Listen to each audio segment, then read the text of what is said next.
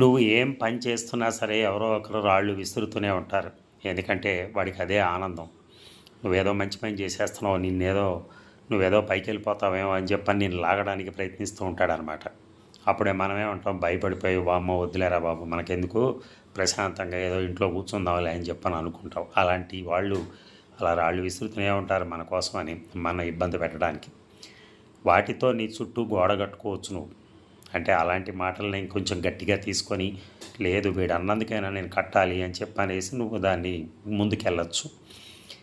నీ గెలుపు బాటగా కూడా వినియోగించుకోవచ్చు అలాంటి మాటలను. అంతేగాని ఏదో అన్నాడు కదా అనేసి కాముగా కూర్చొని మీ ఆవిడతోనో ఎవరితోనో అయ్యేది వాడు వేరే విధంగా చెప్తున్నాడు, చాలామంది దానివల్ల లాస్ అయిపోయారట, అది ఇదని చెప్పని ఎక్కడో ఏవో ఊసిపోని కబుర్లన్నీ తీసుకొచ్చి దాన్ని నమ్మేసి లైఫ్ అంతా కొలాప్స్ చేసుకోవద్దు.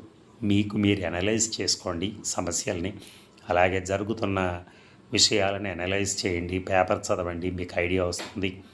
అంతేగాని ఒకళ్ళ మీద ఆధారపడి డెసిషన్లు తీసుకోకండి. Thank you.